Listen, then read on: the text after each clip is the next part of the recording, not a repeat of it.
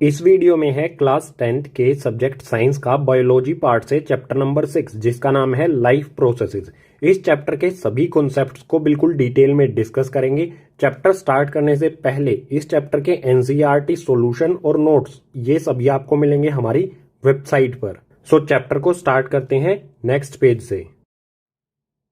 Chapter का नाम है लाइफ प्रोसेसेस। लाइफ प्रोसेसेस होता क्या है, इसे किस तरह से हम डिफाइन कर सकते हैं। सो यहां पर हमें दिया है the process which maintain body functions and necessary for survival are called life processes. ऐसे सभी प्रोसेस जो हमारी बॉडी को मेंटेन रखें और सर्वाइवल यानी कि जिंदा रहने के लिए जरूरी हो, उन सभी प्रोसेसेस को कहा जाता है लाइफ प्रोसेसेस। इसको अगर हम दूसरी तरह से डिफाइन करना चाहें तो वो भी कर सकते हैं, जैसे यहां पर दिया है all the processes which together keep the living organisms alive and perform task to maintain the body are called life processes. ऐसे सभी प्रोसेसेस जो इकट्ठे मिलकर लिविंग ऑर्गेनिज्म, जो भी लिविंग थिंग्स हैं, उनको अलाइव यानी कि जिंदा रखें और उनकी बॉडी को मेंटेन रखें, ऐसे सभी प्रोसेसेस को कहा जाता है लाइफ प्रोसेसेस। अगर इसके एग्जाम्पल की बात की जाए, लाइफ प्रोसेसेस के एग्जाम्पल क्या होंगे यहां पर हमें दिए हैं। इसमें सबसे पहला है न्यूट्रिशन यानी फूड या फिर हम कह सकते हैं पोषण।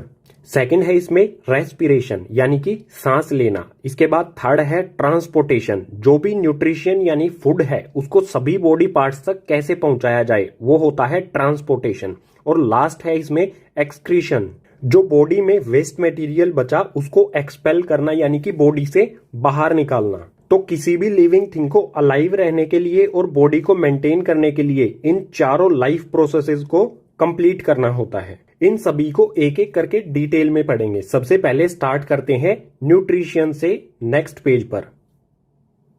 सो यहां पर है न्यूट्रिशन। सबसे पहले समझ लेते हैं न्यूट्रिशन क्या है, इसको किस तरह से डिफाइन किया जाएगा। सो यहां पर दिया है the process of taking nutrients from food is called nutrition. वो प्रोसेस जिसमें हम फूड से न्यूट्रिएंट्स अपनी बॉडी को प्रोवाइड करते हैं, उस प्रोसेस को कहा जाता है न्यूट्रिशन।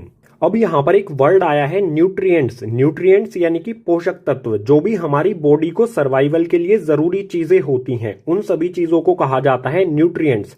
जैसे इसका एग्जाम्पल ले लेते हैं, न्यूट्रिएंट्स क्या होते हैं, जैसे carbohydrates, fats, proteins, water, vitamins, minerals etcetera. ये सभी होते हैं न्यूट्रिएंट्स। और ये मिलते कहां से हैं हमें, ये मिलते हैं जो फूड हम खाते हैं उससे। सो न्यूट्रिशन की बिल्कुल सिंपल सी डेफिनेशन हो गई ये। इसके बाद आते हैं यहां पर मोड्स ऑफ न्यूट्रिशन यानी कि न्यूट्रिशन के तरीके या फिर कह सकते हैं न्यूट्रिशन के टाइप। न्यूट्रिशन के टोटल दो तरीके होते हैं, फर्स्ट ऑटोट्रोफिक न्यूट्रिशन और सेकंड हेटरोट्रोफिक न्यूट्रिशन। दोनों को एक एक करके समझ लेते हैं। इसमें पहले देखते हैं ऑटोट्रोफिक न्यूट्रिशन को। ये क्या होता है, it is a process in which organisms produce their food from simple inorganic material in the presence of sunlight. Autotrophic nutrition ऐसा प्रोसेस है जिसमें ऑर्गेनिजम्स अपना फूड प्रोड्यूस करते हैं यानी बनाते हैं सिंपल इनऑर्गेनिक मटेरियल से। और सिंपल इनऑर्गेनिक मटेरियल्स क्या होते हैं, जैसे वाटर हो गया, CO2 यानी कार्बन डाइऑक्साइड, जो हमें इन्वायरमेंट या अर्थ से सिंपली मिल जाए। इनसे ये अपना फूड बनाते हैं सनलाइट की प्रेजेंस यानी कि धूप की मौजूदगी में। और इस ऑटोट्रोफिक न्यूट्रिशन का बिल्कुल सिंपल सा एग्जांपल हो जाएगा प्लांट्स। प्लांट्स क्या करते हैं, सनलाइट की प्रेजेंस में अपना फूड प्रिपेयर करते हैं वाटर और CO2 से। इसके बाद आते हैं हेटरोट्रोफिक न्यूट्रिशन पे। ये क्या होता है, in this organisms depend upon other organisms for food to survive. Heterotrophic nutrition में एक ऑर्गेनिज्म दूसरे ऑर्गेनिज्म पर डिपेंड होता है फूड के लिए। इसके एग्जाम्पल से आप इजीली समझ पाओगे। एग्जाम्पल है इसका human beings, amoeba, lion, tiger, donkey. ये सभी क्या हैं, दूसरी चीजों पर डिपेंड होते हैं फूड के लिए। ह्यूमन बींग यानी मैं और आप किस चीज पर डिपेंड होते हैं, प्लांट्स पर डिपेंड होते हैं फूड के लिए। जो भी व्हीट, राइस, मेज या फिर जो भी वेजिटेबल्स या फ्रूट्स हैं वो हमें कहां से मिलते हैं, प्लांट्स से मिलते हैं हमें। हम अपना फूड प्रिपेयर खुद से नहीं कर सकते। तो ऐसे ऑर्गेनिजम्स जो फूड के लिए दूसरे ऑर्गेनिजम्स पर डिपेंड करें, उन्हें कहा जाता है हेटरोट्रोफिक। अब नेक्स्ट पेज पर देखेंगे जो प्लांट्स होते हैं वो अपना फूड कैसे प्रिपेयर करते हैं, या फिर कह सकते हैं न्यूट्रिशन इन प्लांट्स, प्लांट्स में पोषण कैसे होता है। सो न्यूट्रिशन इन प्लांट्स, प्लांट्स में न्यूट्रिशन यानी कि पोषण होता है गाइस फोटोसिंथेसिस प्रोसेस से। इस प्रोसेस को समझ लेते हैं।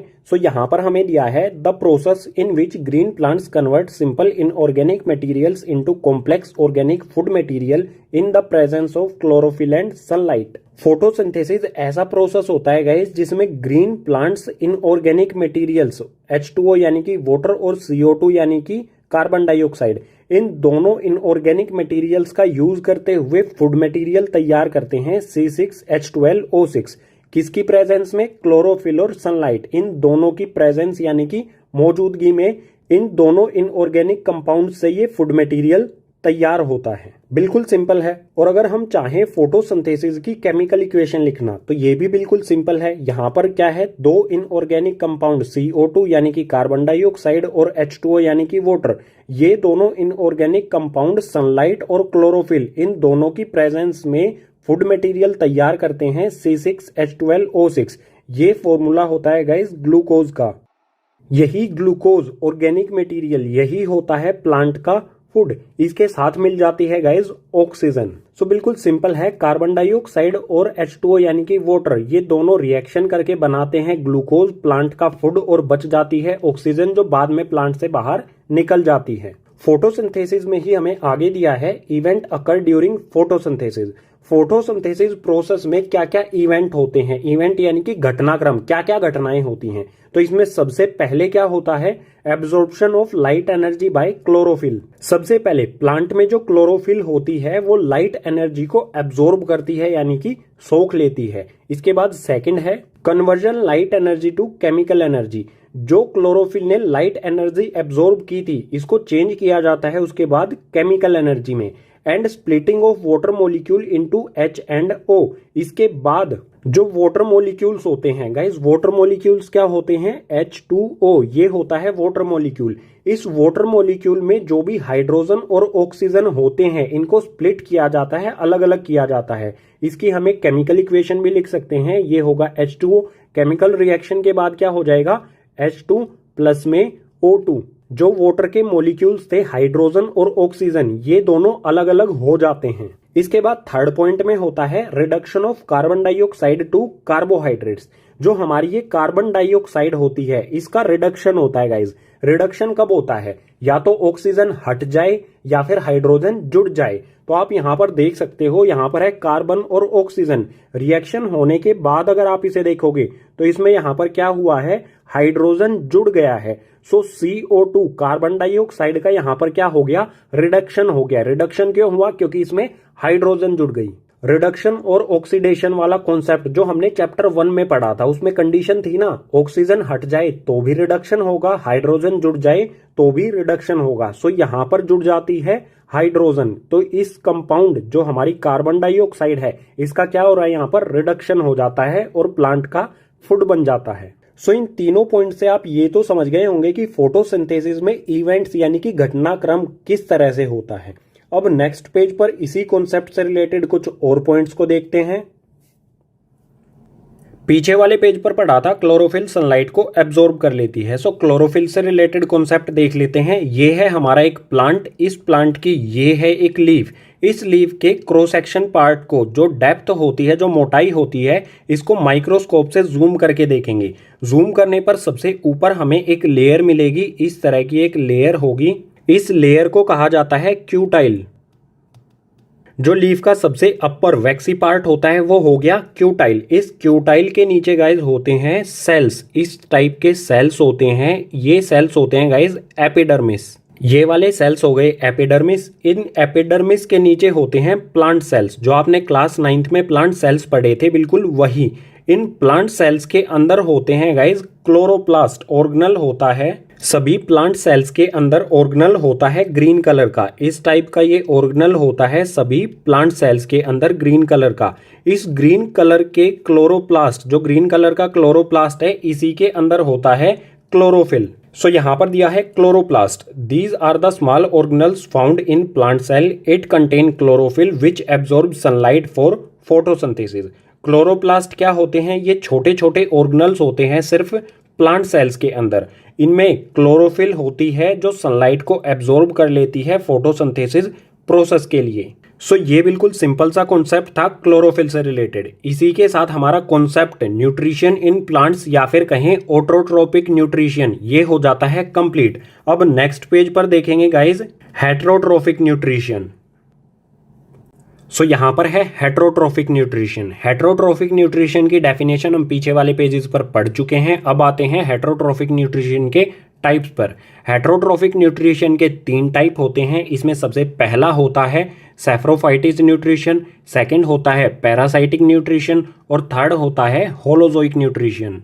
तीनों टाइप्स को एक एक करके समझ लेते हैं। स्टार्ट करते हैं फर्स्ट सैप्रोफाइटिस न्यूट्रिशन से। न्यूट्रिशन का वो तरीका जिसमें ऑर्गेनिज्म अपना फूड प्राप्त करता है डेड या फिर डिकेइंग मरे हुए या फिर सड़े हुए ऑर्गेनिक मैटर्स से।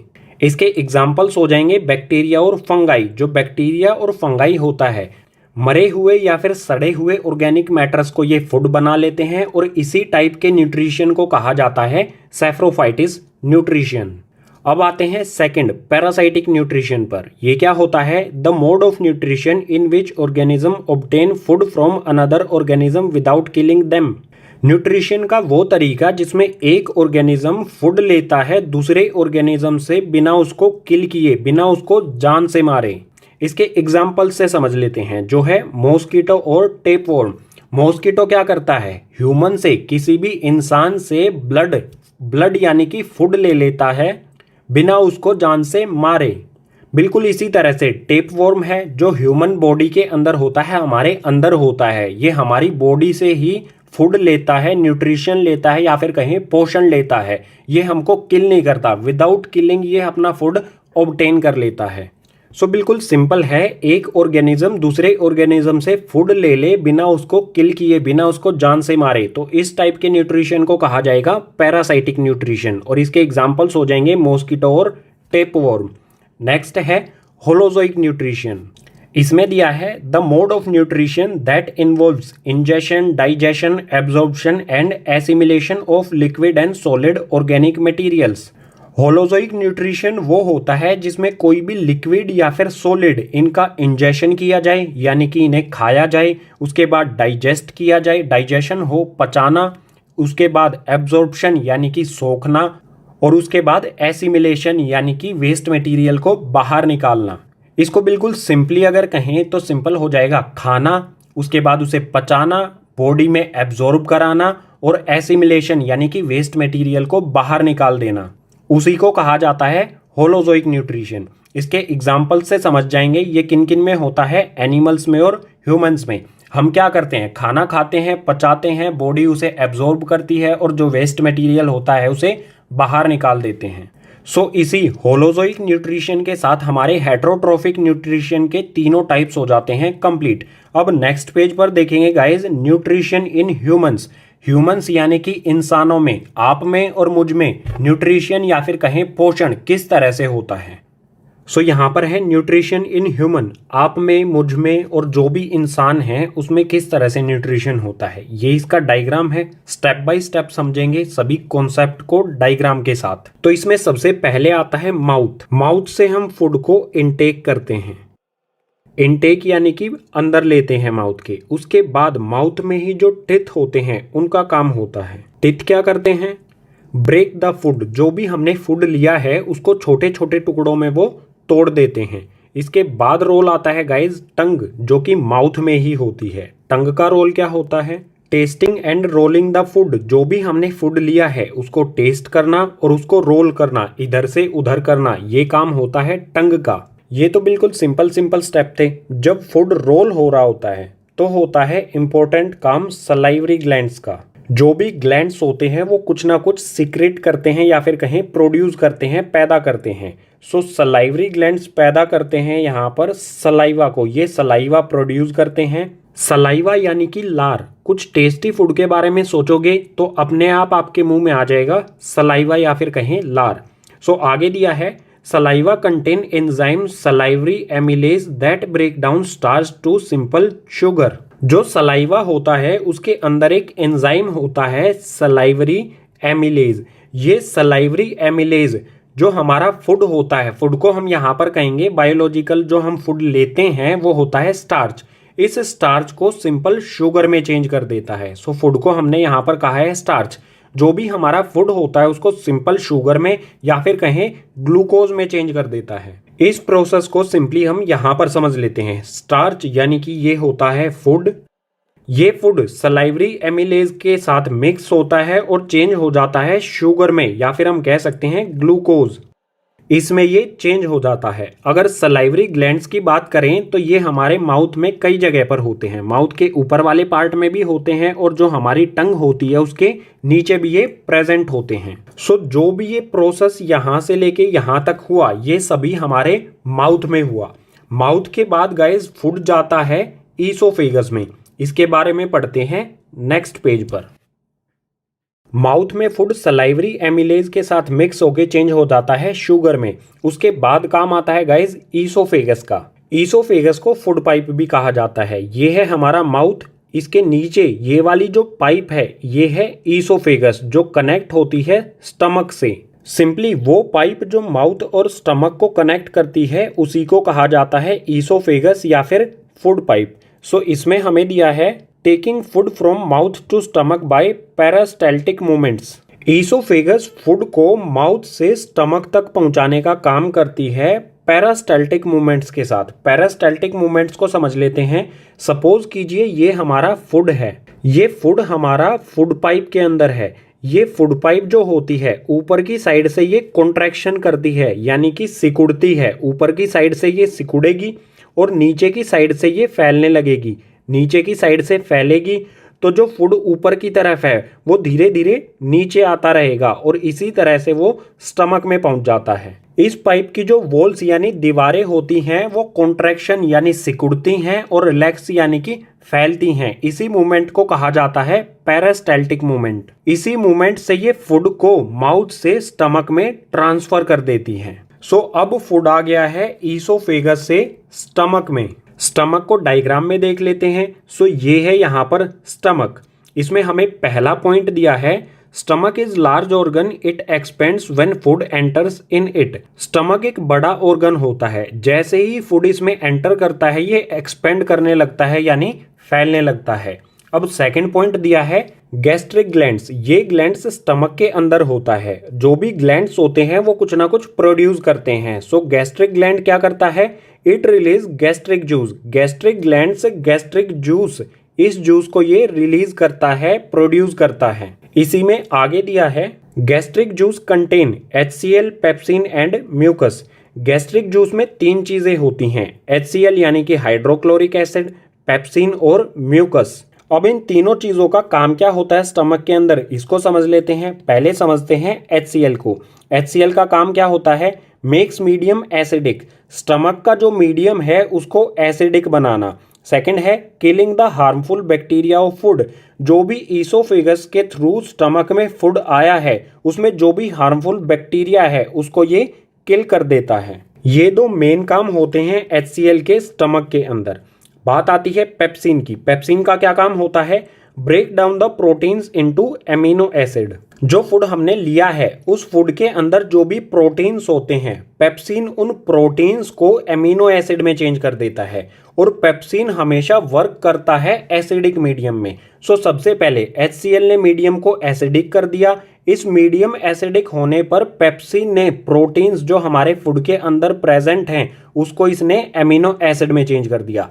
थर्ड है म्यूकस। म्यूकस का काम क्या होता है, protect inner lining of stomach. Mucus stomach की इनर लिनिंग यानी स्टमक की अंदर वाली वॉल्स या फिर कहें अंदर की जो दीवारें होती हैं उनको प्रोटेक्ट करता है HCl से।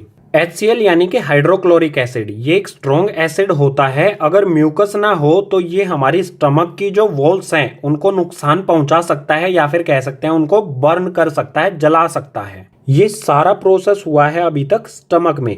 अब आगे के लिए चलते हैं नेक्स्ट पेज पर। अब फूड आएगा स्टमक से स्मॉल इंटेस्टाइन में। ये है स्टमक, इस पाइप के थ्रू स्मॉल इंटेस्टाइन में फूड आ जाएगा। सो स्मॉल इंटेस्टाइन में पॉइंट दिया है it is the site of complete digestion. ये जो स्मॉल इंटेस्टाइन है इसी में होता है फूड का कंप्लीट डाइजेशन। जैसे ही फूड स्मॉल इंटेस्टाइन में आएगा तभी काम होता है लीवर का। लीवर क्या करता है, it produce bile juice and bile salt. Liver दो चीजें प्रोड्यूस करता है, बनाता है, बाइल जूस और बाइल साल्ट। इन दोनों का काम क्या होता है यहां पर दिया है बाइल जूस के बारे में। सबसे पहले it makes the food alkaline. जो भी स्मॉल इंटेस्टाइन में फूड है ये इसको अल्कलाइन कर देता है, यानी कि बेसिक में चेंज कर देता है। उसके बाद बाइल सॉल्ट का काम क्या है? Break the large fat globules. जो फैट के बड़े बड़े ग्लोब्यूल्स होते हैं उनको ये छोटे छोटे पार्ट में ब्रेक कर देता है, तोड़ देता है। इस तरह से होता है, बड़े बड़े ग्लोब्यूल्स होते हैं फैट के, ये इन ग्लोब्यूल्स को छोटे छोटे टुकड़ों में, छोटे छोटे पार्ट्स में डिवाइड कर देता है, ब्रेक कर देता है। इस प्रोसेस को कहा जाता है इमल्सिफिकेशन। आगे है गॉल ब्लैडर। गॉल ब्लैडर क्या करता है? It store bile juice and salt. जो भी लीवर में दोनों चीजें बनी हैं, बाइल जूस और बाइल साल्ट, ये दोनों कहां पर स्टोर होती हैं? गॉल ब्लैडर में। सो जैसे ही स्मॉल इंटेस्टाइन में फूड एंटर करता है, गॉल ब्लैडर से बाइल जूस और बाइल साल्ट ये दोनों चीजें फूड के साथ साथ स्मॉल इंटेस्टाइन में एंटर करती हैं। और जो फूड होता है, बाइल जूस फूड को एल्कलाइन कर देता है और बाइल साल्ट जो फूड में फैट ग्लूबोल्स होते हैं, ग्लोब्यूल्स होते हैं, उनको छोटे छोटे पार्ट में तोड़ देता है, डिवाइड कर देता है। स्मॉल इंटेस्टाइन में फूड हो गया है अल्कलाइन यानी कि बेसिक। अब काम होता है गाइज पेनक्रियाज का। ये है यहाँ पर पेनक्रियाज जो कि स्टमक के नीचे आपको दिखाई दे रहा है। पेनक्रियाज दो एंजाइम्स प्रोड्यूस करता है, ट्रिप्सिन और लाइपेज। दोनों का काम क्या है ये देख लेते हैं। ट्रिप्सिन ये सिमिलर साउंड करता है पीछे जो हमने पेप्सिन पढ़ा था उससे। सो दोनों का काम भी एक ही है और दोनों की साउंड भी एक ही है। ट्रिप्सिन पेप्सिन काम भी एक ही है। Break down protein into amino acid. Trypsin काम करता है, जो प्रोटीन होता है उसको एमिनो एसिड में चेंज करता है। बिल्कुल यही काम पीछे वाले पेज पर पेप्सिन कर रहा था स्टमक के अंदर, ट्रिप्सिन इसे करता है स्मॉल इंटेस्टाइन के अंदर। पेंक्रियाज में जो दोनों एंजाइम्स बनते हैं वो उनको भेज देता है स्मॉल इंटेस्टाइन में फूड के साथ साथ। सो यहाँ पर ट्रिप्सिन आकर जो भी प्रोटीन है उसको एमिनो एसिड में चेंज कर देता है। सेकंड है लाइपेज। लाइपेज का काम क्या होता है? It break down emulsified fat. जो भी फैट यहाँ पर इमल्सिफाई किया था बाइल सोल्ट ने, उस फैट को लाइपेज ब्रेक कर देता है। किसमें ब्रेक करता है? जो भी फैट होता है उसको फैटी एसिड और ग्लिसरॉल में चेंज कर देता है ये। यहाँ पर एक पॉइंट और बता देता हूं, जो ट्रिप्सिन एंजाइम है ये वर्क करता है सिर्फ बेसिक मीडियम में। सो बाइल जो स्मॉल इंटेस्टाइन को अल्कलाइन यानी कि बेसिक करता है, उसके बाद ही ये ट्रिप्सिन एंजाइम प्रोटीन को एमिनो एसिड में चेंज करता है। सो ये सारा प्रोसेस होता है स्मॉल इंटेस्टाइन में। अब आगे क्या होता है स्मॉल इंटेस्टाइन में ही, उसको समझने के लिए चलते हैं आगे वाले पेज पर। माउथ में स्टार्च हो जाता है शुगर में चेंज, या फिर कहें ग्लूकोज में। किसकी वजह से? सलाइवरी एमिलेज एंजाइम की वजह से। इसके बाद जो फैट होता है वो चेंज हो जाता है फैटी एसिड और ग्लिसरॉल में स्मॉल इंटेस्टाइन में। ये होता है चेंज लाइपेज एंजाइम की वजह से। उसके बाद प्रोटीन चेंज हो जाता है एमिनो एसिड में। कुछ प्रोटीन स्टमक में चेंज हो जाता है पेप्सिन की वजह से, पेप्सिन एंजाइम की वजह से। और बचा हुआ प्रोटीन स्मॉल इंटेस्टाइन में प्रोटीन से एमिनो एसिड में चेंज हो जाता है ट्रिप्सिन की वजह से, ट्रिप्सिन एंजाइम की वजह से। अब जो ये वाला फूड है ये जाएगा बॉडी के सभी सेल्स तक। कैसे जाएगा? स्मॉल इंटेस्टाइन में ही ये प्रोसेस होगा। स्मॉल इंटेस्टाइन में होती हैं गाइज विली। विली क्या होती हैं? Finger like projections inside small intestine. These increase the surface area of absorption. Villi are supplied the food to blood vessels, then the blood vessels take the food to each and every cell of the body। Small intestine में finger की तरह projections होती हैं, उन्हीं को कहा जाता है विली। सपोज कीजिए ये एक स्मॉल इंटेस्टाइन है, इसके अंदर इस टाइप में फिंगर की तरह प्रोजेक्शंस होते हैं, बहुत सारे प्रोजेक्शंस होते हैं, इन्हीं को कहा जाता है विली। इन विलीज की वजह से सरफेस एरिया जो है एब्जॉर्प्शन का वो बढ़ जाता है। विलीज फूड को एब्जॉर्ब करती हैं और उसे सप्लाई कर देती हैं ब्लड वेसल्स को। ब्लड में ये फूड को ट्रांसफर कर देती हैं। उसके बाद ब्लड फूड को बॉडी के सभी सेल्स तक पहुंचा देता है। बात आती है जो हमने फूड लिया था, क्या उस फूड का हम 100% डाइजेशन कर लेते हैं? तो ऐसा बिल्कुल नहीं होता। हम उसका कुछ पार्ट डाइजेस्ट कर लेते हैं और कुछ पार्ट वेस्ट बचता है। तो जो वेस्ट पार्ट स्मॉल इंटेस्टाइन में बचा उसका क्या होता है? वो वेस्ट पार्ट आता है गाइस स्मॉल इंटेस्टाइन से लार्ज इंटेस्टाइन में। सो इसमें दिया है the unabsorbed food sent to long intestine where its walls absorb more water from this material and rest of the material removed from the body via anus. Small intestine में ये वाला food absorb हो जाता है villis के through. अब जो waste material बचा वो आ जाता है गाइज लार्ज इंटेस्टाइन में, इस वाले इंटेस्टाइन में। जो भी वेस्ट मटेरियल लार्ज इंटेस्टाइन में आया है, लार्ज इंटेस्टाइन की वॉल्स उसमें से वाटर एब्जॉर्ब कर लेती हैं और जो भी बचा हुआ मटेरियल होता है, वेस्ट मटेरियल होता है, वो बॉडी से बाहर निकल जाता है वाया एनस, एनस के थ्रू। सो इस तरह से होता है ह्यूमंस में फूड का प्रोसेस या फिर कहें न्यूट्रिशन इन ह्यूमंस। किसी भी ऑर्गेनिज्म को अलाइव या फिर सरवाइव करने के लिए टोटल 4 लाइफ प्रोसेस करने होते हैं। इसमें से हमने न्यूट्रिशन को कंप्लीट पढ़ लिया है। न्यूट्रिशन में हमने इसके सभी टाइप्स को देखा, उसके बाद न्यूट्रिशन इन प्लांट्स पढ़ा और उसके बाद पढ़ा न्यूट्रिशन इन ह्यूमंस। अब आते हैं सेकेंड लाइफ प्रोसेस जो है रेस्पिरेशन। आगे वाले पेज से इसे स्टार्ट करते हैं। आते हैं गाइज रेस्पिरेशन पर। रेस्पिरेशन क्या होता है? आप कहोगे सांस लेना, लेकिन रेस्पिरेशन में सिर्फ सांस लेना यानी कि ब्रीथिंग ही शामिल नहीं होता है। समझ लेते हैं इसे। The process in which the cells of an organism obtain energy by combining oxygen and glucose is called respiration. It involve breathing. Respiration ऐसा प्रोसेस है जिसमें ऑक्सीजन और ग्लूकोज यानी कि फूड ऑर्गेनिज्म के सेल्स के लिए एनर्जी बनाते हैं। एनर्जी का प्रोडक्शन होता है इन दोनों की एडिशन से, और इसमें ब्रीथिंग यानी कि सांस लेना भी शामिल होता है। अगर हम सांस लेंगे तभी हमारी बॉडी में ऑक्सीजन पहुंच पाएगी। आगे दिया है there are 2 type of respiration. Respiration के 2 टाइप होते हैं, एरोबिक रेस्पिरेशन और एनएरोबिक रेस्पिरेशन। दोनों को समझ लेते हैं। एग्जाम्पल देखेंगे इन दोनों के नेक्स्ट पेज पर। एरोबिक रेस्पिरेशन क्या है? It is the process of producing energy in the presence of oxygen. वो प्रोसेस जिसमें ऑक्सीजन की प्रेजेंस यानी कि ऑक्सीजन की मौजूदगी में एनर्जी का प्रोडक्शन किया जा रहा है, एनर्जी बनाई जा रही है, उसी को कहा जाता है एरोबिक रेस्पिरेशन। दूसरा है एनएरोबिक रेस्पिरेशन। ये क्या होता है? It is the process of producing energy in the absence और लैक ऑफ ऑक्सीजन। एनर्जी का प्रोडक्शन या तो विदाउट ऑक्सीजन हो या फिर ऑक्सीजन की कमी में हो, उसको कहा जाएगा एनएरोबिक रेस्पिरेशन। अब इन दोनों के एग्जांपल्स को समझते हैं गाइज नेक्स्ट पेज पर। सो यहां पर है ग्लूकोज जिसका फॉर्मूला होता है C6H12O6। ये होता है गाइज फूड। फूड जब सेल के अंदर जाता है, सेल के अंदर होता है साइटोप्लाज्म। सो ये फूड साइटोप्लाज्म में जाने पर चेंज हो जाता है, ब्रेक डाउन हो जाता है पाइरूवेट और एनर्जी में। अब आप कहोगे पाइरूवेट क्या होता है? सिंपली हम इसे लिख सकते हैं C3H4O3। ये फॉर्मूला होता है गाइज पाइरूवेट का। सो पाइरूवेट एब्सेंस ऑफ ऑक्सीजन यानी कि ऑक्सीजन की अनुपस्थिति में ये ब्रेक डाउन हो जाता है एथेनॉल, कार्बन डाइऑक्साइड और एनर्जी में। यहां पर एथेनॉल क्या होगा? एथेनॉल हो जाएगा हमारा सिंपली C2H5OH। ये फॉर्मूला होता है एथेनॉल का। सो सिंपली पाइरूवेट ऑक्सीजन की एब्सेंस में एथेनॉल, कार्बन डाइऑक्साइड और एनर्जी में कन्वर्ट हो जाता है, ब्रेक डाउन हो जाता है। अब इसका एग्जाम्पल भी देना होगा हमें। सो इसका एग्जाम्पल हो जाएगा यीस्ट। इसे हिंदी में कहा जाता है खमीर। यीस्ट होता क्या है? ये सिंगल सेल ऑर्गेनिज्म होता है फंगस फैमिली से। इसका यूज किया जाता है ब्रेड या फिर केक बनाने के लिए। केक इतना फ्लफी क्यों होता है? Because of yeast. जब यीस्ट का फर्मेंटेशन किया जाता है, जब इसे पकाया जाता है, तो इसमें से कार्बन डाइऑक्साइड निकलती है। कार्बन डाइऑक्साइड निकलने के कारण जो एयर बबल्स होते हैं, उन्हीं की वजह से केक या फिर ब्रेड फ्लफी होता है, इतना सॉफ्ट होता है। सो ये एग्जांपल हो गया एनएरोबिक रेस्पिरेशन का एब्सेंस ऑफ ऑक्सीजन में। आते हैं सेकंड पॉइंट पर।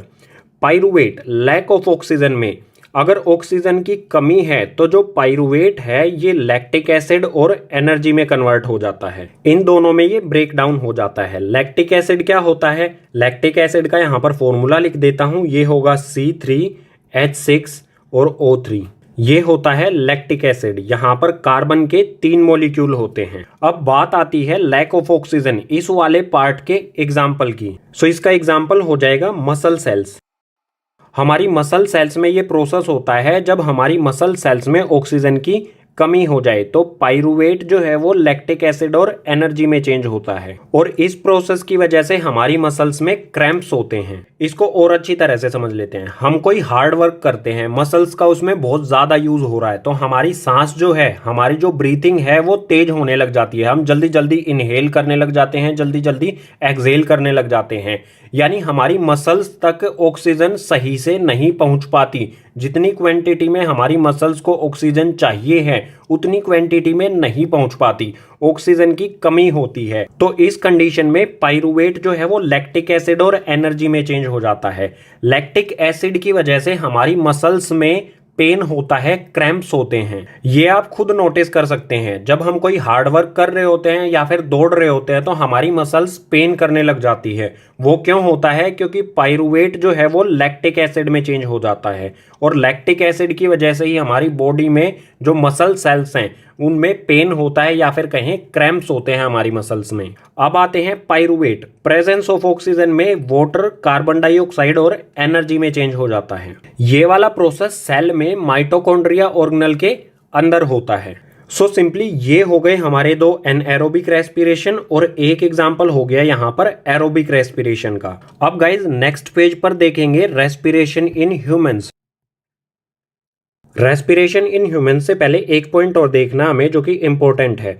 सो सिंपली पीछे वाले पेज पर हमने पढ़ा था ग्लूकोज साइटोप्लाज्म में पाइरूवेट और एनर्जी प्रोड्यूस करता है। पाइरूवेट ऑक्सीजन की प्रेजेंस में वाटर, कार्बन डाइऑक्साइड और एनर्जी बनाते हैं। ये सारा प्रोसेस किस में होता है? माइटोकॉन्ड्रिया में, जो सेल के अंदर प्रेजेंट होता है। सो इसी से रिलेटेड हमें एक पॉइंट दिया है, the energy release during cellular respiration is used to synthesize molecule called ATP. इस सेलुलर रेस्पिरेशन, जो ये रेस्पिरेशन सेल के अंदर होता है, इसमें जो भी एनर्जी रिलीज होती है, जो भी एनर्जी बनती है, वो सिंथेसाइज हो जाती है एटीपी मॉलिक्यूल में। यानी सिंपली एनर्जी एटीपी की फॉर्म में कन्वर्ट हो जाती है। और एटीपी क्या होता है? एटीपी की फुल फॉर्म होगी एंडिनोसिन ट्रीफॉस्फेट। इसी को कहा जाता है एनर्जी करेंसी ऑफ लाइफ। और एटीपी इसका भी एक केमिकल फॉर्मूला है। इसका फॉर्मूला आपको वैसे ही बता देता हूं, एग्जाम में नहीं आएगा। फॉर्मूला हो जाएगा गाइस C10H16H5, इसके बाद O13 एंड P3। यहाँ पर फॉस्फोरस के 3 मॉलिक्यूल होते हैं, इसीलिए इसे कहा जाता है ट्राइफॉस्फेट। ठीक है, फॉस्फोरस कितनी है? 3। ये होता है एटीपी का फॉर्मूला।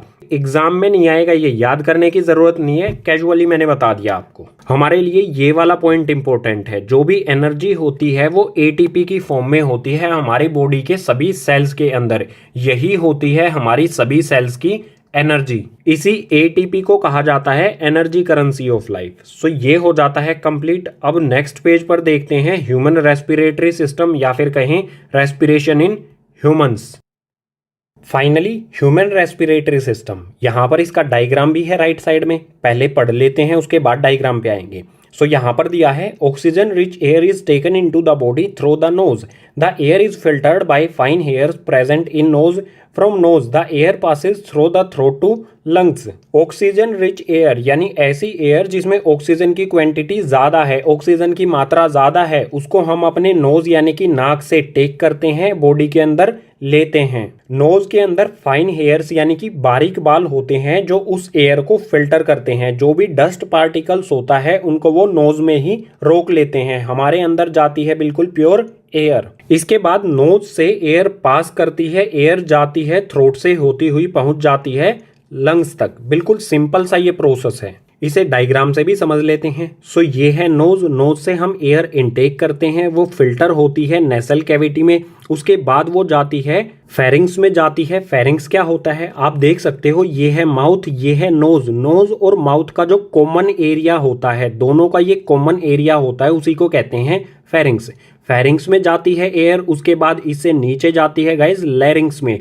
लैरिंग्स होता है हमारा वॉइस बॉक्स, जहां से हम साउंड प्रोड्यूस करते हैं। लैरिंग्स के बाद एयर पहुंचती है ट्रैकिया में। ये वाली जो पाइप है ये है ट्रैकिया। ट्रैकिया कार्टिलेज की बनी होती है। ट्रैकिया आगे दो पार्ट्स में डिवाइड हो जाती है जिन्हें कहते हैं ब्रोंकी। ये वाला पार्ट ब्रोंकी और इधर वाला ये वाला पार्ट भी हो गया ब्रोंकी। ये हमारे दोनों लंग्स यानी कि फेफड़े।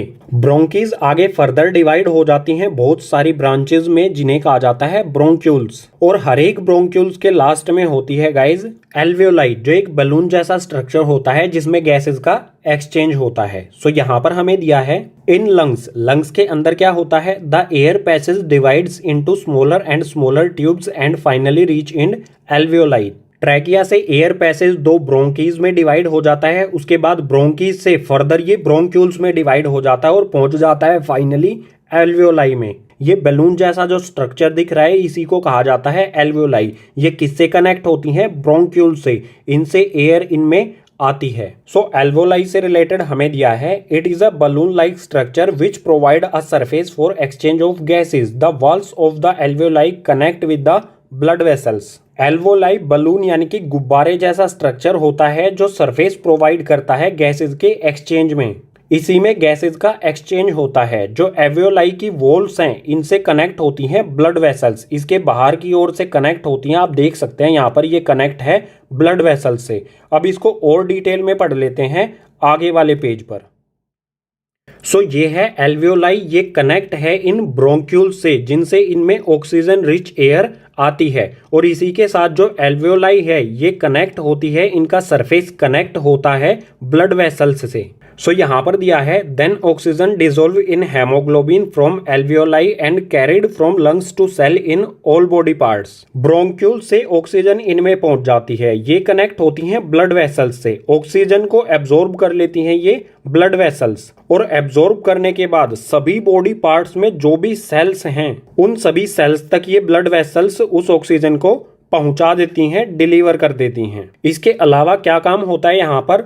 The blood bring carbon dioxide from the cells release into alveoli. जो ब्लड वेसल्स हैं वो यहाँ पर कार्बन डाइऑक्साइड एयर लेके आती हैं सेल्स से। सेल्स से कार्बन डाइऑक्साइड लेके वो इन एल्वियोलाई में ड्रॉप कर देती हैं। उसके बाद एल्वियोलाई से ब्रोंक्यूल्स, ब्रोंक्यूल से ब्रोंकी, उसके बाद हमारे थ्रोट से होती हुई नोज से कार्बन डाइऑक्साइड बाहर निकल जाती है। सो यहाँ पर ऑक्सीजन इन ब्लड वेसल्स द्वारा एब्जॉर्ब कर ली जाती है और जो ब्लड वेसल्स कार्बन डाइऑक्साइड लेके आती हैं वो इसमें ड्रॉप कर दी जाती है।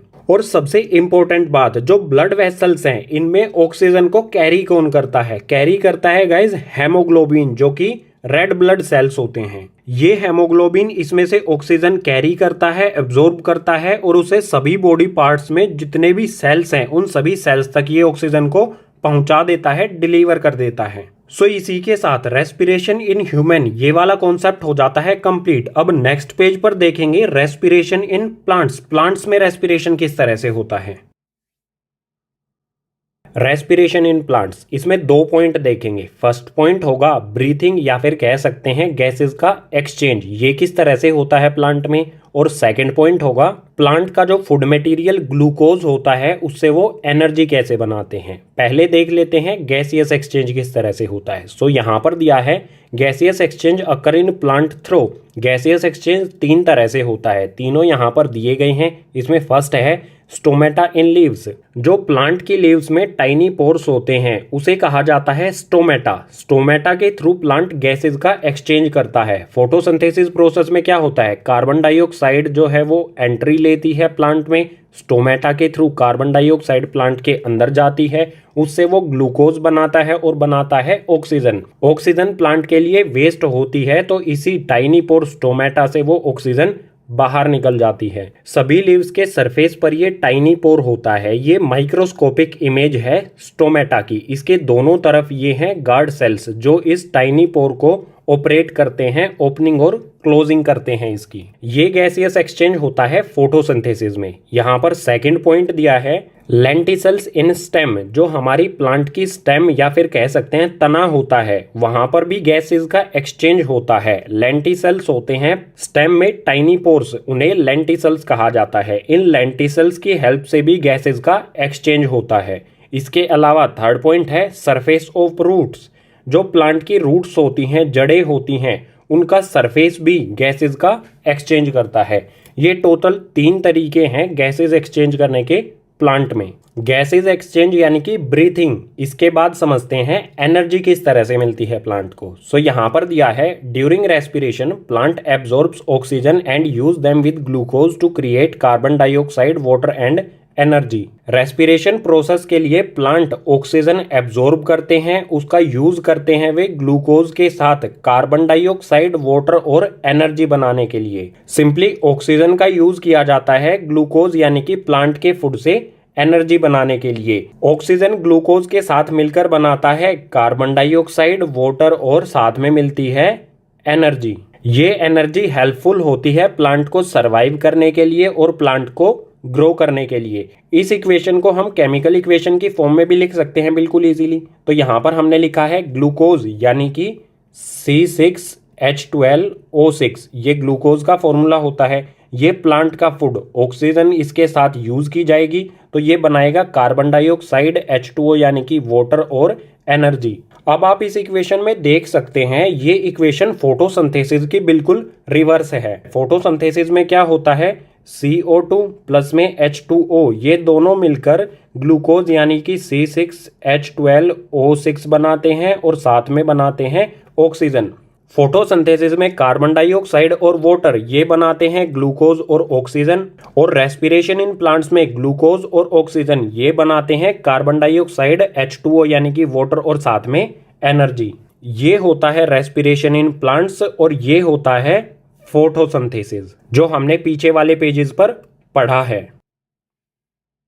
लाइफ प्रोसेसेस में हमने न्यूट्रिशन कंप्लीट कर लिया था पहले ही। अब हमारा रेस्पिरेशन भी कंप्लीट हो गया। रेस्पिरेशन में हमने क्या क्या पढ़ा, रेस्पिरेशन क्या होता है, रेस्पिरेशन के टाइप क्या होते हैं, इसके अलावा ह्यूमन रेस्पिरेटरी सिस्टम या फिर कहें रेस्पिरेशन इन ह्यूमंस, और इसी के साथ हमने पढ़ लिया है respiration in plants. So respiration वाला कॉन्सेप्ट हो जाता है कंप्लीट। अब आते हैं नेक्स्ट वाला कॉन्सेप्ट ट्रांसपोर्टेशन पर। ट्रांसपोर्टेशन, इसको स्टार्ट करते हैं नेक्स्ट पेज से। सो यहाँ पर है ट्रांसपोर्टेशन। ट्रांसपोर्टेशन का बिल्कुल सिंपल सा मीनिंग होता है किसी भी सब्सटेंस का एक जगह से दूसरी जगह मूव करना, यही इसकी डेफिनेशन हो जाएगी। आगे आते हैं ट्रांसपोर्टेशन इन ह्यूमंस। ह्यूमंस में सब्सटेंसेस का ट्रांसपोर्टेशन किस तरह से होता है ये समझ लेते हैं। सो यहाँ पर है blood is a connective tissue in humans, it transport necessary substance to cells and transport metabolic waste product away from those same cells. Humans में ब्लड एक कनेक्टिव टिश्यू होता है जो सभी नेसेसरी यानी कि ज़रूरत के सब्सटेंसेस को सेल्स तक पहुंचाता है, और इसके साथ ही जो सेल्स में मेटाबॉलिक वेस्ट होता है, जो सेल्स में वेस्ट प्रोडक्ट होता है, उसको भी ये उन सेल्स से बाहर निकालता है। यानी हम सिंपली कह सकते हैं ह्यूमंस में ट्रांसपोर्टेशन का काम करता है ब्लड। इसमें आगे दिया है the main component of blood. Blood के मेन कंपोनेंट क्या क्या होते हैं, सो यहाँ पर दिए गए हैं हमें। इसमें सबसे पहले है प्लाज्मा, उसके बाद RBC यानी कि रेड ब्लड सेल्स, उसके बाद platelets and then white blood cells जिसे WBC भी कह सकते हैं। सो इन चारों ब्लड कंपोनेंट के बारे में पढ़ लेते हैं। सबसे पहले देखते हैं प्लाज्मा के बारे में। इसमें हमें दिया है it is yellow colour fluid, it transport food, CO2, waste product etcetera. Plasma जो कि ब्लड का एक कंपोनेंट होता है, ये एक येलो कलर का फ्लूइड होता है। ये फूड को ट्रांसपोर्ट करता है, CO2 यानी कार्बन डाइऑक्साइड को ट्रांसपोर्ट करता है। इसके अलावा ये वेस्ट प्रोडक्ट्स को भी ट्रांसपोर्ट करता है, एक जगह से दूसरी जगह इन तीनों चीजों को ये पहुंचाता है।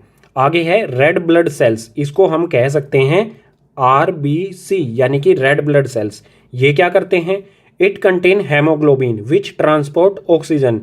जो रेड ब्लड सेल्स यानी RBC हैं, इनमें होता है हेमोग्लोबिन, और हेमोग्लोबिन ट्रांसपोर्ट करता है ऑक्सीजन को। नेक्स्ट है प्लेटलेट्स। प्लेटलेट्स क्या करते हैं, these help in blood clotting. Platelets का काम होता है ब्लड को क्लोट करना यानी कि जमा देना। जब हमें कहीं पर चोट लग जाती है, कहीं पर हमारी बॉडी में कट लग जाता है, तो ब्लड वहां से फ्लो, ब्लड लूज ना हो सके हमारी बॉडी से, इसलिए वहां पर ब्लड क्लोट हो जाता है। और ये काम किसका होता है, प्लेटलेट्स का। प्लेटलेट्स ब्लड को क्लोट कर देती हैं यानी जमा देती हैं, क्योंकि बॉडी से अगर ब्लड लूज हो गया तो वो सीरियस कंडीशन हो सकती है किसी भी ह्यूमन के लिए। नेक्स्ट है व्हाइट ब्लड सेल्स, इन्हें हम कह सकते हैं WBC यानी व्हाइट ब्लड सेल्स। इनके बारे में दिया है these cells fight against harmful bacteria, viruses and germs. जो व्हाइट ब्लड सेल्स होते हैं ये हमारी बॉडी में जो भी हार्मफुल यानी कि हानिकारक बैक्टीरिया, वायरस और जर्म्स होते हैं, इनसे ये फाइट करते हैं।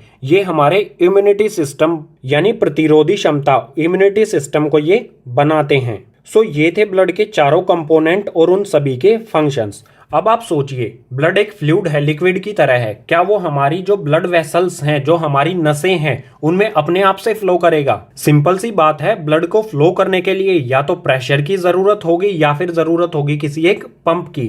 सो यहां पर दिया है the heart pumps the blood through the blood vessels. Humans में हार्ट ब्लड को पंप करता है हमारी ब्लड वेसल्स में। अब हार्ट के बारे में गाइस पढ़ लेते हैं, नेक्स्ट पेज पर बिल्कुल डिटेल में समझेंगे। सो हार्ट के बारे में समझ लेते हैं। यहाँ पर हार्ट का डायग्राम भी लिया है हमने बुक में से ही, इसको भी समझेंगे, डायग्राम से भी समझेंगे, पहले पढ़ लेते हैं। सो यहाँ पर दिया है heart is a muscular organ, it have two sides separated by muscular wall, it have 4 chambers, left atrium, left ventricle and right ventricle. Heart हमारी बॉडी में एक मस्कुलर ऑर्गन होता है, इसकी 2 साइड्स होती हैं जो मस्कुलर वॉल से सेपरेट होती हैं। डायग्राम से समझते हैं, ये वाली साइड है लेफ्ट साइड और ये वाली साइड है राइट साइड। 2 साइड हो गई, लेफ्ट साइड, राइट साइड। इन दोनों को सेपरेट किया जाता है एक मस्कुलर वॉल से। ये वाली जो वॉल है ये सेपरेट करती है इन दोनों साइड्स को, इन्हें डिवाइडिंग वॉल भी कहा जाता है। इसके अलावा हार्ट के 4 चैम्बर्स भी होते हैं, लेफ्ट एट्रियम, लेफ्ट वेंट्रिकल और राइट वेंट्रिकल। डायग्राम से समझ लेते हैं, ये वाली साइड है राइट साइड में अपर पार्ट जो है ये है राइट एट्रियम और जो लोअर पार्ट है ये वाला चैम्बर है ये है राइट वेंट्रिकल। 2 चैम्बर है राइट साइड में, एक राइट एट्रियम और एक राइट वेंट्रिकल। बिल्कुल इसी तरह से लेफ्ट साइड में भी 2 चैम्बर्स हैं, ऊपर वाला जो है वो हो जाएगा लेफ्ट एट्रियम और जो नीचे वाला है ये हो जाएगा लेफ्ट वेंट्रिकल। जो नीचे वाले चैम्बर्स हैं वो होते हैं वेंट्रिकल, लेफ्ट राइट आप लगा देना उनके साथ, और जो ऊपर वाले चैम्बर्स होते हैं वो होते हैं एट्रियम। जो ऊपर और नीचे ये चैम्बर्स हैं एट्रियम और वेंट्रिकल, इनके बीच में होती है गाइस ये वाल्व होती है जिससे इस वाले अपर एट्रियम से ब्लड आता है इस वाल्व के थ्रू वेंट्रिकल में। बिल्कुल इसी तरह से ये वाला एट्रियम है लेफ्ट एट्रियम, यहाँ पर भी ये वाल्व है, इस वाल्व के थ्रू आता है लेफ्ट वेंट्रिकल में ब्लड। सो ये थी हार्ट की डेफिनेशन जिसमें हार्ट को डिस्क्राइब किया गया था।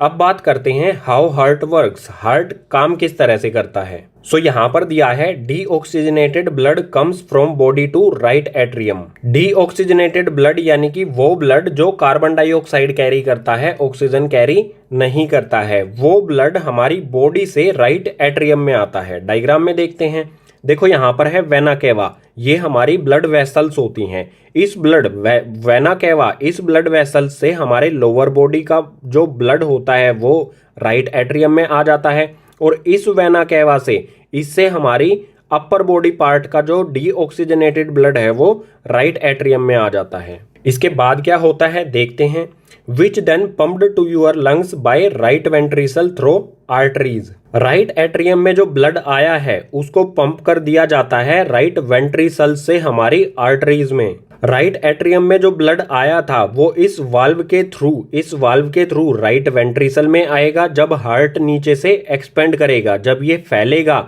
तो इस यहाँ पर जो ब्लड है वो इस वाल्व के थ्रू यहाँ पर आ जाएगा। उसके बाद हार्ट फिर से क्या करेगा, कॉन्ट्रैक्शन करेगा, नीचे से सिकुड़ेगा। सिकुड़ने पर ये वाल्व जो है ये बंद हो जाती है। जो यहाँ पर ब्लड होता है वो पंप कर दिया जाता है बाद में जो आर्टरीज होती हैं। यहाँ पर जो ब्लड होता है वो पंप कर दिया जाता है लंग्स को, हमारी लंग्स के पास उसे पहुंचा दिया जाता है इस पाथ से हमारी आर्टरीज के थ्रू। सो राइट वेंट्रिकल ने ब्लड को पंप कर दिया लंग्स यानी कि फेफड़ों के पास। अब क्या होगा, where it drop carbon dioxide and carry oxygen. Lungs में ब्लड जाएगा, वहां पर गैसेस का एक्सचेंज कर देगा, कार्बन डाइऑक्साइड को लंग्स में ड्रॉप कर देगा और वहां से कैरी कर लेगा ऑक्सीजन। जो डीऑक्सीजनेटेड ब्लड था अब वो हो गया ऑक्सीजनेटेड ब्लड, क्योंकि उसने ऑक्सीजन को कैरी कर लिया और कार्बन डाइऑक्साइड को ड्रॉप कर दिया लंग्स में। अब आगे क्या होगा, then oxygenated blood comes to left atrium through veins which then pumped to your body parts by left ventricle through aorta। अब ऑक्सीजनेटेड ब्लड लेफ्ट एट्रियम में एंट्री करेगा वीन्स के थ्रू। इस साइड में ये है वीन्स, इन वीन्स से यहाँ पर ये ब्लड एंट्री करेगा लेफ्ट एट्रियम में। उसके बाद जो ब्लड लेफ्ट एट्रियम में आया है उसको पंप कर दिया जाता है हमारे सभी बॉडी पार्ट्स तक लेफ्ट वेंट्रिकल द्वारा एरोटा के थ्रू। सिंपली इसे डायग्राम से समझते हैं। लेफ्ट एट्रियम में लंग्स से लेफ्ट एट्रियम में वेन्स की हेल्प से ब्लड एंट्री करता है, यहाँ पर ब्लड पहुंच गया। अब हमारा हार्ट नीचे से एक्सपेंड करेगा, फैलेगा, तो यहाँ पर जो ब्लड है वो एंट्री ले लेगा, लेफ्ट एट्रियम से एंट्री ले लेगा इस वाल्व के थ्रू लेफ्ट वेंट्रिकल में। यहाँ पर ब्लड जब आ जाएगा उसके बाद हार्ट हो जाएगा कॉन्ट्रैक्शन, कॉन्ट्रैक्शन करेगा हार्ट, यानी सिकुड़ेगा। सिकुड़ने पर ये वाली वाल्व बंद हो जाएगी, तो ब्लड इस ऑर्टा इस ओर्टा के थ्रू हमारे सभी बॉडी पार्ट्स में पहुंचा दिया जाता है, सभी सेल्स तक। हार्ट किस तरह से काम करता है इसका थोड़ा सा और डिटेल एक्सप्लेनेशन दे देता हूं नेक्स्ट पेज पर। हार्ट किस तरह से वर्क करता है इसकी एक इजी सी एक्सप्लेनेशन देता हूं इस डायग्राम की हेल्प से। सो ये है हमारा हार्ट, ये है हमारी बॉडी। हमारी बॉडी से डीऑक्सीजनेटेड ब्लड वेना कैवा से पहुंचता है हमारे हार्ट में, हमारे हार्ट के अपर राइट एट्रियम में पहुंचता है। उसके बाद पहुंचता है ये राइट वेंट्रिकल में। राइट वेंट्रिकल इसे पंप कर देता है पुल्मोनरी आर्टरीज के थ्रू लंग्स में। लंग्स में ये ब्लड जाके कार्बन डाइऑक्साइड ड्रॉप कर देता है, ऑक्सीजन कैरी कर लेता है। उसके बाद ऑक्सीजनेटेड ब्लड आता है हमारे इस हार्ट के इस अपर पार्ट में, लेफ्ट वाले अपर पार्ट में जो है लेफ्ट एट्रियम में आता है। उसके बाद आता है लेफ्ट वेंट्रिकल में। लेफ्ट वेंट्रिकल में आने के बाद लेफ्ट वेंट्रिकल इसे पंप कर देता है हमारे दोबारा से बॉडी सेल्स में एओर्टा के थ्रू। उसके बाद फिर से यही प्रोसेस होता है, हमारी बॉडी ऑक्सीजन को कंज्यूम करती है, कार्बन डाइऑक्साइड प्रोड्यूस करती है। फिर से कार्बन डाइऑक्साइड ब्लड यानी कि डीऑक्सीजनेटेड ब्लड वेना कैवा के थ्रू हार्ट में जाता है। हार्ट उस ब्लड को पंप कर देता है लंग्स में। लंग्स से ऑक्सीजन कैरी करके ऑक्सीजनेटेड ब्लड वो आ जाता है फिर से हार्ट में। हार्ट उसे पंप कर देता है फिर से हमारी बॉडी के सभी पार्ट्स में। सो इसके बाद हमारा नेक्स्ट कॉन्सेप्ट आता है ब्लड वेसल्स। ब्लड वेसल्स वो होती हैं जिनमें ब्लड ट्रैवल करता है, फ्लो करता है, पाइपिंग सिस्टम होता है हमारी बॉडी का ये। सो ब्लड वेसल्स दो तरह की होती हैं, आर्टरीज और वेन्स। दोनों को एक एक करके समझ लेते हैं। पहले आर्टरीज को समझते हैं। सो यहाँ पर दिया है these carry oxygenated blood from heart to body parts except pulmonary artery. These are thick and elastic. The smaller vessel which are 1 cell thick are called capillaries. जो भी आर्टरीज होती हैं वो ऑक्सीजनेटेड ब्लड को हार्ट से carry करती हैं, सभी बॉडी पार्ट्स तक पहुंचाती हैं। यहाँ पर एक्सेप्शन रखा गया है, जो पुल्मोनरी आर्टरी है सिर्फ ये ऐसी आर्टरी है जो डीऑक्सीजनेटेड ब्लड को कैरी करती है। इसके अलावा जो भी आर्टरीज हैं वो सभी ऑक्सीजनेटेड ब्लड को कैरी करती हैं और सभी बॉडी पार्ट्स तक पहुंचाती हैं। इसी में आगे दिया है थिक एंड इलास्टिक। जो भी आर्टरीज हैं वो थिक होती हैं और इलास्टिक होती हैं। इलास्टिक यानी कि ये इजीली बेंड हो सकती हैं। इसके बाद यहाँ पर दिया गया है कैपिलरीज के बारे में। ऐसी आर्टरीज जो 1 cell थिक होती हैं, जिनकी मोटाई 1 cell जितनी होती है, उन आर्टरीज को कहा जाता है कैपिलरीज। ये बहुत फाइन होती हैं, बहुत बारीक होती हैं कैपिलरीज हमारी बॉडी में। सो बिल्कुल सिंपल, आर्टरीज ऑक्सीजनेटेड ब्लड को कैरी करती हैं, ये थिक होती हैं, इलास्टिक होती हैं। और ऐसी आर्टरीज जो 1 cell थिक, 1 cell जितनी मोटी होती हैं, उन्हें कैपिलरीज कहा जाता है। सो ये हो गया आर्टरीज के बारे में। आगे है वेन्स। ये क्या होती हैं? Veins carry deoxygenated blood from body part to heart except pulmonary vein. These are thin and less elastic. Veins का काम होता है हमारे बॉडी पार्ट्स में जो भी डीऑक्सीजनेटेड ब्लड है उसको कैरी करना। इसमें भी एक एक्सेप्शन रखा गया है, जो पुल्मोनरी वेन है ये ऑक्सीजनेटेड ब्लड को कैरी करती है। इसके अलावा जितने भी वेन्स हैं वो सभी डीऑक्सीजनेटेड ब्लड को कैरी करती हैं। वेन्स के बारे में और भी दिया गया है thin and less elastic. Veins जो हैं ये थिन यानी कि पतली होती हैं और लेस कम इलास्टिक होती हैं, यानी इन्हें फोल्ड इजीली नहीं किया जा सकता है एज कंपेयर टू आर्टरीज। सो दो तरह की ब्लड वेसल्स, आर्टरीज और वेन्स, इनमें फ्लो होता है ब्लड। यहां पर दिया है लिम्फ। लिम्फ भी एक ट्रांसपोर्टर होता है, इसके बारे में पढ़ते हैं। This is also a transporter fluid. The pores present in the walls of capillaries some amount of plasma, proteins and blood cells escape into intercellular space in the tissue to form the lymph. Blood के अलावा हमारी body में एक और transporter होता है जिसे कहते हैं लिम्फ। ये बनता कैसे है? सो जो हमारी कैपिलरीज, ब्लड कैपिलरीज होती हैं, उसमें पोर्स होते हैं, बिल्कुल छोटे छोटे बारीक बारीक उसमें छेद होते हैं। उन छेद से कुछ प्लाज्मा, प्रोटीन और ब्लड सेल्स एस्केप कर जाते हैं, निकल जाते हैं इंटरसेलुलर स्पेस में। जो दो सेल के बीच में खाली जगह होती है वहां पर वो एस्केप कर जाते हैं प्लाज्मा, प्रोटीन और ब्लड सेल्स किसी भी टिश्यू में, और बनाते हैं लिम्फ।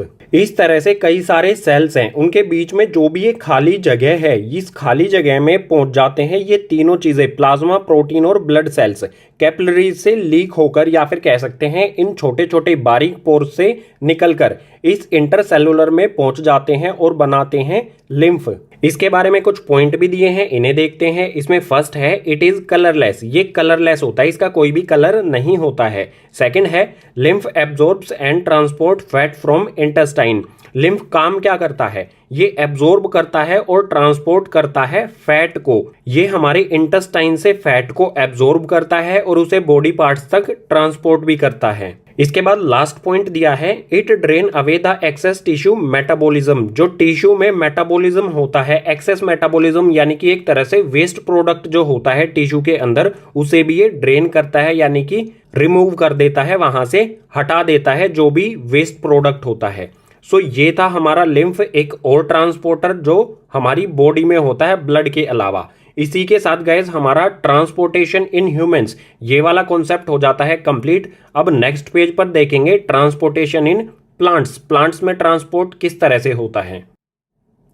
ट्रांसपोर्टेशन इन प्लांट्स यहां पर दिया है there are two transporter tissue in plants, plants में टिश्यूज करते हैं ट्रांसपोर्टेशन का काम। दो टिश्यू होते हैं जो ट्रांसपोर्टेशन करते हैं, पहला है इसमें जाइलम, दूसरा है फ्लोएम। इन दोनों के बारे में आपने क्लास 9th में भी पढ़ा होगा। सो दोनों को एक एक करके समझते हैं। पहले देखते हैं जाइलम को। इसमें फर्स्ट पॉइंट दिया है it transport water and minerals in upward direction from roots to highest point of the plant. Xylem tissue water और वाटर में डिसॉल्व मिनरल्स को ये अपवर्ड डायरेक्शन में ट्रांसपोर्ट करता है। अपवर्ड डायरेक्शन यानी कि रूट्स से हाईएस्ट पॉइंट जो होता है प्लांट का, वहां पर जड़ों से प्लांट की लीव्स तक ये ट्रांसपोर्ट करता है इन दोनों चीजों को।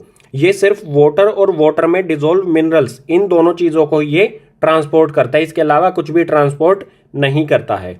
सेकंड पॉइंट है it only transport upwards, xylem tissue transportation सिर्फ एक डायरेक्शन में करता है, यूनि डायरेक्शन ट्रांसपोर्टेशन होता है ये, सिर्फ अपवर्ड डायरेक्शन में, नीचे से ऊपर की ओर। आगे थर्ड पॉइंट दिया है it work on the principle of transpiration, xylem tissue transpiration नियम के तहत काम करता है, किसी भी चीज को एक जगह से दूसरी जगह पहुंचाता है। अब ट्रांसपीरेशन क्या है यहां पर दिया गया है, इसको बाद में पढ़ेंगे, पहले देखते हैं फ्लोएम के बारे में।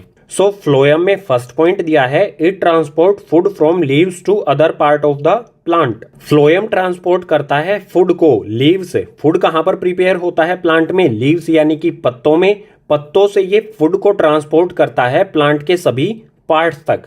सेकंड पॉइंट है it can transport upward as well as downward, phloem tissue दोनों डायरेक्शंस में ट्रांसपोर्ट कर सकता है, अपवर्ड यानी कि ऊपर की ओर भी और डाउनवर्ड यानी कि नीचे की ओर भी, दोनों डायरेक्शंस में ये फूड को ट्रांसपोर्ट कर सकता है। थर्ड पॉइंट है transport of food from leaves to other parts of the plant is called translocation, जो फूड का ट्रांसपोर्ट करते हैं लीव्स से प्लांट के अदर पार्ट्स में, उस प्रोसेस को कहा जाता है ट्रांसलोकेशन। अब आते हैं ट्रांसपीरेशन प्रोसेस पर। ट्रांसपीरेशन प्रोसेस क्या होता है, it is the process of loss of water as vapour from aerial parts of the plant. Transpiration ऐसा प्रोसेस होता है जिसमें प्लांट वाटर को लूज करता है वेपर की फॉर्म में, जो प्लांट का अपर पार्ट, एरियल पार्ट यानी कि ऊपर वाला पार्ट होता है, वहां से। इस प्रोसेस में जो लीव्स होती हैं वो एक वैक्यूम क्रिएट करती हैं जिससे वाटर ऊपर की तरफ फ्लो करता है और लीव्स के स्टोमेटा से वो वेपर बन के प्लांट से बाहर निकल जाता है। इसी प्रिंसिपल यानी कि नियम पर काम करता है जाइलम टिश्यू।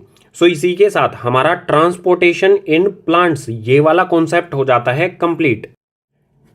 लाइफ प्रोसेसेस में अब तक हमने इन चारों में से न्यूट्रिशन कंप्लीट कर लिया, रेस्पिरेशन कंप्लीट कर लिया और अभी अभी कंप्लीट हुआ है हमारा ट्रांसपोर्टेशन। ट्रांसपोर्टेशन में हमने ट्रांसपोर्टेशन इन ह्यूमंस और ट्रांसपोर्टेशन इन प्लांट्स, इन दोनों को समझा बिल्कुल डिटेल में। अब आते हैं फाइनल लाइफ प्रोसेस पर जो है एक्सक्रीशन। इसको स्टार्ट करते हैं नेक्स्ट पेज से। एक्सक्रीशन इसमें दिया है the metabolic activities in the body generates many kind of waste. It is a process in which waste are removed from our body. हमारी बॉडी में जो भी मेटाबॉलिक एक्टिविटीज होती हैं, मेटाबॉलिक एक्टिविटीज का मतलब हो जाएगा फूड को डाइजेस्ट करना, फूड से एनर्जी क्रिएट करना। इन सभी मेटाबॉलिक एक्टिविटीज में बॉडी कई तरह के वेस्ट जनरेट करती है, यानी कि वेस्ट प्रोडक्ट देती है। इन वेस्ट प्रोडक्ट को हमारी बॉडी से निकालने के प्रोसेस को ही कहा जाता है एक्सक्रीशन। बिल्कुल सिंपल कहें तो वेस्ट प्रोडक्ट को हमारी बॉडी से बाहर निकालना। यहाँ पर बात की गई है मेटाबॉलिक एक्टिविटीज। मेटाबॉलिक एक्टिविटीज में मेटाबॉलिक वेस्ट जनरेट होते हैं। सो मेटाबॉलिक वेस्ट किस किस टाइप के होते हैं? इसमें फर्स्ट है डाइजेस्टिव वेस्ट। जो हम फूड इनटेक करते हैं, जो फूड हम खाते हैं वो एब्जॉर्ब हो जाता है, लेकिन कुछ वेस्ट प्रोडक्ट बचता है जो वाया एनस बाहर निकल जाता है डाइजेशन प्रोसेस में ही। इस डाइजेस्टिव वेस्ट के बारे में हम डाइजेशन इन ह्यूमंस वाले पार्ट में पढ़ चुके हैं। सेकेंड टाइप का मेटाबॉलिक वेस्ट होता है रेस्पिरेटरी वेस्ट। हमारी बॉडी ऑक्सीजन इनहेल करती है, सभी सेल्स तक वो ऑक्सीजन जाती है, वहां से एक वेस्ट जनरेट होता है CO2 यानी कि कार्बन डाइऑक्साइड, जो हमारे लंग्स में पहुंचता है। लंग्स से उसे थ्रोट के थ्रू नोज से बाहर निकाल दिया जाता है। सो इसको भी हम पढ़ चुके हैं रेस्पिरेशन सिस्टम में। थर्ड है नाइट्रोजेनियस वेस्ट। इसके बारे में पढ़ेंगे हम। नाइट्रोजेनियस वेस्ट क्या होते हैं हमारी बॉडी में? यूरिया हो गया, यूरिक एसिड हो गया या फिर वाटर। ये सारे नाइट्रोजेनियस वेस्ट होते हैं जो हमारे ब्लड में डिसॉल्व होते हैं। इनको कैसे बाहर निकाला जाएगा हमारी बॉडी से, इसी के बारे में पढ़ना है हमें एक्सक्रीशन में। सो नेक्स्ट पेज पर देखेंगे human excretory system. Human excretory system, इसका डायग्राम भी दिया है राइट साइड में, इसको बाद में देखेंगे, पहले यहाँ पर देखते हैं। It consist of 2 kidneys, ureters, urinary bladder and urethra. Human excretory system बना होता है 2 किडनीज से, यूरेटर्स से, यूरिनरी ब्लैडर और यूरेथ्रा से। इन चारों चीजों से ये बना होता है। अब इन चारों चीजों के बारे में हमें यहाँ पर पॉइंट दिए गए हैं, इन्हें पढ़ लेते हैं, उसके बाद डायग्राम से समझेंगे। सो फर्स्ट पॉइंट में है किडनीज। इसके बारे में दिया है it filters the blood and remove waste. Kidney क्या करती है? जो भी ब्लड में वेस्ट होता है उसको ये फिल्टर कर देती है, अलग कर देती है, यानी कि ब्लड में से ये यूरिन, जो यूरिया, यूरिक एसिड और वाटर होता है, उसको ये अलग कर देती है। सेकेंड पॉइंट दिया है यूरेटर्स। ये क्या करते हैं? It drain out urine from kidney and urinary bladder. Kidney में जो यूरिन बना था, ब्लड में से जो यूरिन अलग हुआ था, उसको यूरेटर ड्रेन आउट कर देते हैं यूरिनरी ब्लैडर में, यानी कि ट्रांसफर कर देते हैं। किडनी से यूरिनरी ब्लैडर में यूरिन को ये भेज देते हैं, ट्रांसफर करते हैं। आगे है यूरिनरी ब्लैडर। इसके बारे में दिया है it store the urine. Urinary bladder में यूरिन स्टोर होता है। लास्ट पॉइंट है urethra, transmit urine outside body. Urethra क्या करता है? जो भी यूरिनरी ब्लैडर में यूरिन स्टोर हुआ था, यूरेथ्रा उसको बॉडी से बाहर निकाल देता है।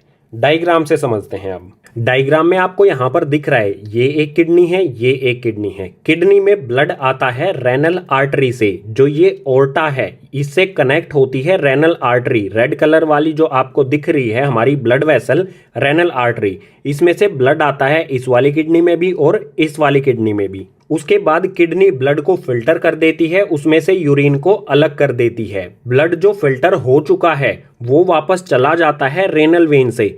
किडनी से जो ये ब्लू कलर वाली ब्लड वेसल कनेक्ट है, इसको कहा जाता है रेनल वेन। ये ब्लड को कलेक्ट कर लेती है किडनी से। ब्लड तो फिल्टर होके वापस चला गया। अब जो यहाँ पर किडनी में यूरिन बचा है उसका क्या होता है? इस वाली पाइप से, ये वाली जो पाइप है, इस वाली पाइप से वो आ जाता है यूरिनरी ब्लैडर में। इस वाली किडनी के साथ ये वाली पाइप है, इस पाइप को कहा जाता है यूरेटर। बिल्कुल इसी तरह से इस किडनी के साथ भी ये पाइप है, इसे भी कहा जाएगा यूरेटर। 2 किडनीज की 2 अलग अलग यूरेटर्स हैं। यूरेटर्स के थ्रू जो यूरिन किडनी में है वो आ जाता है यूरिनरी ब्लैडर में। यूरिनरी ब्लैडर में जो यूरिन है वो स्टोर होता है, उसके बाद यूरेथ्रा से वो बाहर निकल जाता है हमारी बॉडी से। ये है बिल्कुल सिंपल सा प्रोसेस ह्यूमन एक्सक्रिएटरी सिस्टम का। अब आप सोचिए किडनी में ऐसा क्या है जो वो ब्लड को फिल्टर कर देता है? तो यहां पर दिया है kidney have a filtration unit called nephrons. A को यहां पर कट कर दीजिए। किडनी में जो फिल्ट्रेशन यूनिट होती है जो ब्लड को फिल्टर करती है, उन्हें कहा जाता है नेफ्रॉन्स। अब नेफ्रॉन्स के बारे में गाइस पढ़ते हैं नेक्स्ट पेज पर। सो नेफ्रॉन्स, यहाँ पर इसका डायग्राम भी है। ये होती है किडनी के अंदर नेफ्रॉन, एक नेफ्रॉन है ये। हर एक किडनी के अंदर अप्रोक्सीमेटली 10 लाख नेफ्रॉन्स होती हैं। सो इस डायग्राम को बाद में देखेंगे, पहले पढ़ लेते हैं इसके बारे में। यहाँ पर दिया है nephrons are filtration unit of kidney, it consist of a tube which is connected to duct and a cup shaped structure that is Bowman's capsule. ये पीछे वाले पेज पर भी बताया था। नेफ्रॉन्स जो है वो किडनी की फिल्ट्रेशन यूनिट होती हैं। ये ब्लड को फिल्टर करती हैं, जो भी ब्लड में वेस्ट, मेटाबॉलिक वेस्ट होता है उसको वो रिमूव कर देती हैं। नेफ्रॉन में ट्यूब होती हैं जो एक डक्ट से कनेक्ट होती हैं। इसके अलावा एक कप शेप का स्ट्रक्चर होता है जिसे कहा जाता है बोमन्स कैप्सूल। डायग्राम से समझ लेते हैं। यहाँ पर ये जो कप जैसा स्ट्रक्चर है ये है बोमन्स कैप्सूल। ये बोमन कैप्सूल कनेक्ट होता है ट्यूब से। इसके पीछे की तरफ आप देखोगे ये येलो कलर की ट्यूब है जो बोमन कैप्सूल से कनेक्ट है, और इन ट्यूब्स के आसपास आप देख सकते हैं जो रेड और ब्लू कलर की, ये हैं ब्लड कैपिलरीज। इसके बाद ये ट्यूब यहाँ पर आती है और यहाँ से लेती है एक यू टर्न। इस यू टर्न को कहा जाता है, इस यू टाइप की शेप को कहा जाता है हेनलीज लूप। उसके बाद ये ट्यूब लास्ट में कनेक्ट होती है एक डक्ट से, ये है डक्ट। ये एक नेफ्रॉन यहाँ पर कनेक्ट है इस डक्ट से, बिल्कुल इसी तरह से यहाँ पर भी एक नेफ्रॉन कनेक्ट होगी, इसी तरह से यहाँ पर भी एक अलग नेफ्रॉन कनेक्ट होगी। इसी तरह से जो भी ये पॉइंट दिए गए हैं यहाँ पर बहुत सारी नेफ्रॉन्स कनेक्ट होंगी इस डक्ट से। डायग्राम को और एक्सप्लेन करेंगे बाद में। यहाँ पर पढ़ते हैं बोमन्स कैप्सूल के बारे में। ये क्या करता है? It filters blood and collect urine. Bowman's capsule blood को फिल्टर करता है और यूरिन को कलेक्ट कर लेता है।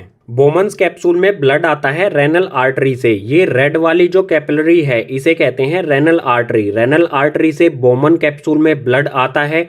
ये ब्लड में जो भी अनवांटेड थिंग्स होते हैं, जो भी वेस्ट होता है, उनको ये एब्जॉर्ब कर लेता है। एब्जॉर्ब करके ये इन ट्यूब्स में उसे पहुंचा देता है। रेनल आर्टरी से जो बोमन कैप्सूल में ब्लड आता है उसमें ग्लूकोज होता है, एमिनो एसिड होता है, वाटर होता है, यूरिया होता है, यूरिक एसिड होता है। उन सभी चीजों को ये एब्जॉर्ब कर लेता है। इस कैपिलरी से फिल्टर ब्लड बाहर आ जाता है। ये कैपिलरी आगे अटैच होती हैं इन ट्यूब्स के साथ। बोमन्स कैप्सूल ने कई सारी ऐसी चीजों को भी एब्जॉर्ब कर लिया जिनको बॉडी की नीड थी, जैसे ग्लूकोज या फिर एमिनो एसिड या फिर वाटर, जो नेसेसरी थिंग्स थी बॉडी के लिए। यूरिन के साथ साथ इसने ग्लूकोज और एमिनो एसिड को भी एब्जॉर्ब करके इन ट्यूब्स में पहुंचा दिया। इसके बाद हेनलीज लूप के बारे में दिया है, reabsorption of glucose, amino acid and water. Henle's loop में रीएब्जॉर्प्शन होता है ग्लूकोज, एमिनो एसिड और वाटर का। दोबारा से इन चीजों को एब्जॉर्ब किया जाता है ब्लड के द्वारा। जो बोमन कैप्सूल ने glucose, amino acid, water, urine जो भी इसने एब्जॉर्ब किया था वो इन ट्यूब्स से आ जाएगा, यहाँ पर इन येलो ट्यूब से आ जाएगा हेनलीज लूप में।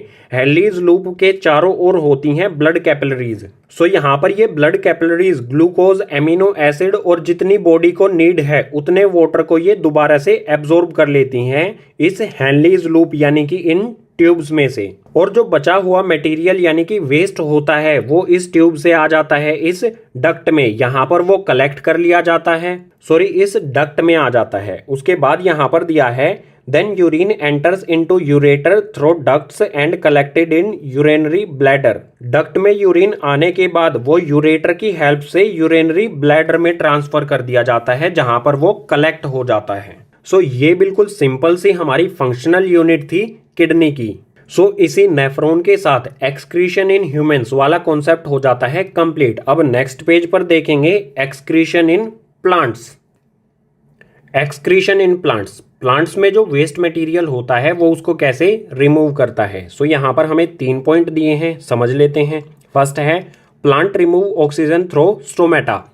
प्लांट को कार्बन डाइऑक्साइड की नीड होती है, जरूरत होती है फूड प्रिपेयर करने के लिए। प्लांट में वेस्ट होती है ऑक्सीजन, ऑक्सीजन को ये रिमूव कर देता है स्टोमेटा के थ्रू। सेकंड पॉइंट है excess water removed through stomata by transpiration process. Plant में जो एक्सेस वाटर होता है वो उसको स्टोमेटा के थ्रू ही ट्रांसपीरेशन प्रोसेस से वेपर की फॉर्म में रिमूव कर देता है। एक्सेस वाटर यानी कि जरूरत से ज्यादा पानी। थर्ड पॉइंट है plant also lose some old leaves and barks. Plant time to time जो पुरानी लीव्स होती हैं, ओल्ड लीव्स होती हैं, उनको भी रिमूव कर देता है, और जो बार्क होती है, जो पेड़ में तने की छाल होती है, वो उसको भी हटा देता है, रिमूव कर देता है। सो ये 3 थे यहाँ पर एक्सक्रीशन इन प्लांट्स। इसी के साथ हमारे चारों लाइफ प्रोसेस हो जाते हैं कंप्लीट। न्यूट्रिशन हमने कंप्लीट किया, रेस्पिरेशन हमने कंप्लीट किया, उसके बाद ट्रांसपोर्टेशन हमने कंप्लीट किया और फाइनली हमने कंप्लीट कर लिया है अब एक्सक्रीशन। और एक्सक्रीशन के साथ ही हमारा ये चैप्टर हो जाता है कंप्लीट। उम्मीद करूंगा चैप्टर के सभी कॉन्सेप्ट आपको समझ में आए होंगे। अगर आपको सभी कॉन्सेप्ट समझ आए हैं तो इस वीडियो को अपने क्लासमेट्स के साथ ज़्यादा से ज़्यादा शेयर कीजिए और अगर आपका कोई सजेशन है तो उसे कमेंट बॉक्स सेक्शन में मेंशन कीजिए।